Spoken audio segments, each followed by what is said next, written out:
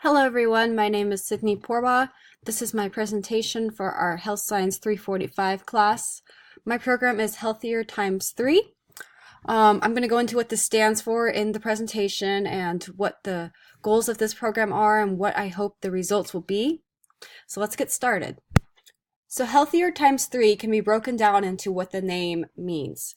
Healthier babies, healthier mothers, and healthier births. And this is times 3 because you have 3 main points, as well as the recommended 3 prenatal visits before birth. The main goal is to increase the rate of mothers attending the recommended 3 prenatal visits, and then to further decrease baby and mother mortality. The main objective of the Healthier Times 3 program is to promote education on prenatal care. I've included a little pie graph over here. Let's take a minute to look at that. So the 80% circle represents mothers who received prenatal care in Alaska. The dark blue 20% section represents mothers who received late prenatal care. So these mothers still received prenatal care, but not the recommended 3 visits and not within their first, second, and third trimesters. They received it at a later time and therefore did not get in the recommended 3 visits. And then finally, the other 20% section, which is the light purple, is mothers who received no prenatal care.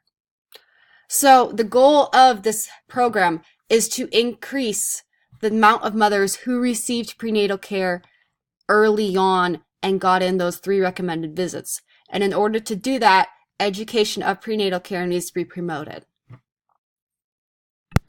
So I'd like to go into a little bit on the data that I have collected. I made this chart up of some data that I had from resources. I'll go over it in depth with all of you. So starting on the left, we have Native Alaskans, then all Alaskans, and then the 2020 goal for all Alaskans, and then the Healthier Times 3 goal for all Alaskans. Okay, so let's start with the Native Alaskans. So 52% of Native Alaskans received on-time prenatal care. This is a really low number. 26% received late prenatal care. So of the 2 of those, about 78% received prenatal care in all, late or on time. And then 22% did not receive any prenatal care. And if we look at Alaskans as a whole, 54% received on-time prenatal care, 26% received late prenatal care, and 20% did not receive any prenatal care at all. These are still some pretty low numbers. The 2020 goal for all Alaskans is to have 81% of mothers receive on-time prenatal care, and then 0% will be receiving late prenatal care, which means 81% of mothers will be getting at least 3 visits. And then 19% will receive no prenatal care at all.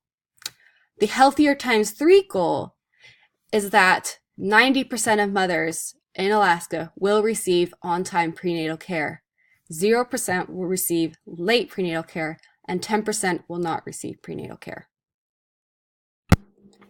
To get this program started, I'm going to need some baseline data. I hope to get this from programs such as the Alaska Health Department and the Alaska Native Health Department. They already have some data on pregnancies and prenatal care that I want to use as my baseline data. I'm also going to need a curriculum for this program. Luckily, there is already a program that is very similar to this one that has been implemented in Alaska. This program is called the Alaska Prenatal Program. They have lots of curriculum that covers prenatal education, prenatal care, what you should do once the baby's born, what you should do if there are any complications, and things that would be very vital to my program. So I hope to make a friendly stakeholder with them and be able to use their curriculum and modify it to fit my program. I'm going to be advertising the Healthier Times 3 program through health fair booths. Hopefully these booths will be sectioned 3 times a year, 3 months apart.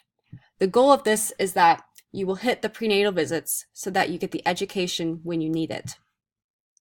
2 booths will be set up at each fair to hopefully collect in more mothers depending on how big the fair is in case you don't make it around the entire fair.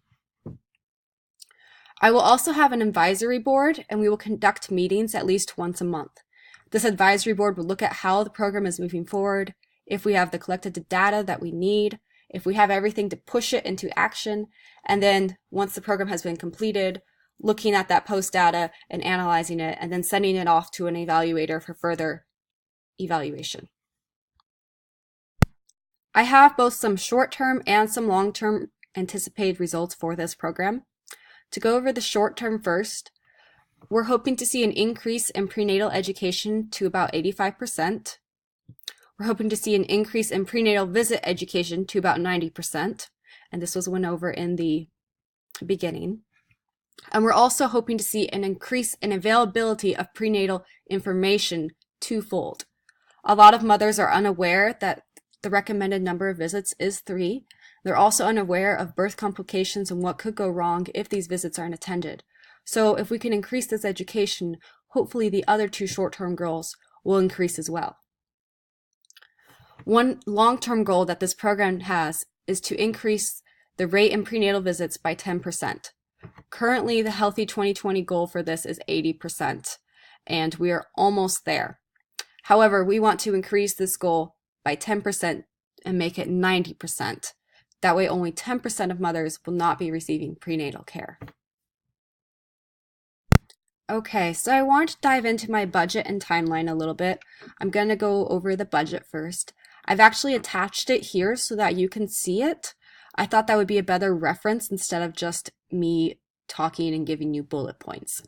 So the categories for my budget include the personnel, the curriculum, the space, equipment, supplies, and the financial resources. And these were all covered in our assignment and in our book. For the personnel, I mentioned I need an advisory committee. I'm going to, of course, need volunteers. I did mention that I need an evaluator for the post program to evaluate and have no bias on our program.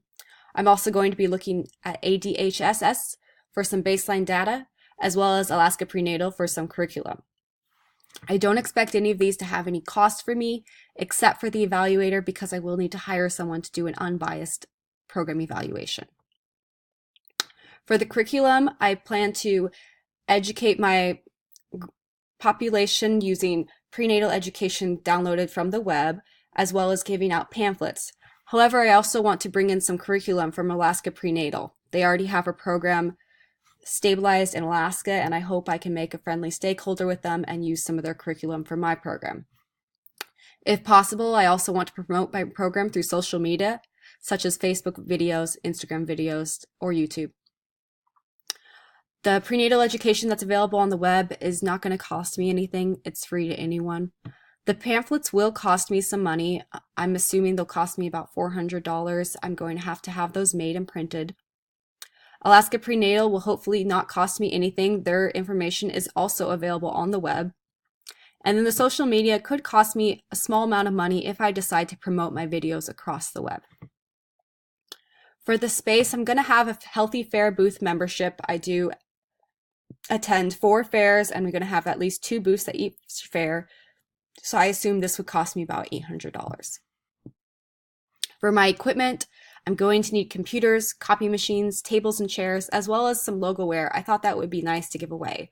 And this all totaled up to cost me about $350 just to kind of get all of this organized.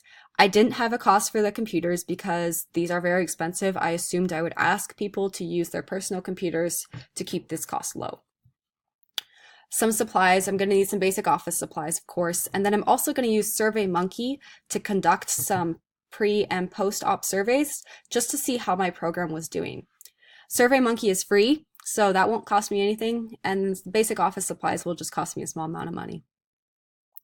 Finally, the program expense, it's grant funded by $2,000, and for the budget monitor, I plan not to have a cost for that because the program manager will be responsible for that and will be donating their time for that. So finally, my total cost was $2,000. I did use up the entire grant's money, but I didn't go over, and that was the important thing. Okay, on to the timeline. Last thing. I divided my timeline up into quarters. This program is expected to run 2 years, so each quarter is 6 months long, and you can see the date in each box that each quarter is ran. So the X's signify which quarter the task will be started and or completed in. So first I'm going to request some data and get that baseline data, and then I'm going to run SurveyMonkey for that baseline data so I have it acquired and I have a spreadsheet of it. I will then meet with my advisory board every single month that the program is ran. Once this has been done, I'm going to start constructing the curriculum for my program, and this will be done based off of that baseline data as well as the Alaska prenatal curriculum that's already developed. I'll hopefully be able to design a social media campaign to help promote this program, as well as find a volunteer to keep up on that and update it. Once this has all been done, the first Healthy Fair booth will be attended. After that, I'm going to implement monitoring and evaluation methodologies to test the knowledge and retention for prenatal health. And this will be done in the second and third quarters just to see how well it carried over from quarter to quarter. Once that's done, a second Healthy Fair booth will be attended. After the second booth, the curriculum will be modified and evaluated to test effectiveness, and if changes need to be made, they will be made for the third and fourth Healthy Fair booths. The third booth will then be attended. I'll continue to monitor education and the impact findings. I want to look at prenatal mortality, as well as some other indicators to demonstrate program success. I will finally attend the fourth Healthy Fair booth and then prepare my formal findings and evaluation reports for my stakeholders. Once this has been done, an evaluator will be hired to perform an unbiased evaluation on the program's success. Then I will also run SurveyMonkey for the final data. Once that has been completed, the end of the program will be issued, and then finally I will prepare a final closeout reports for the funding agencies. That's all I have for you guys. These are all the references that I used in this presentation, as well as in my paper. I hope you learned a lot from my program, and thank you for listening.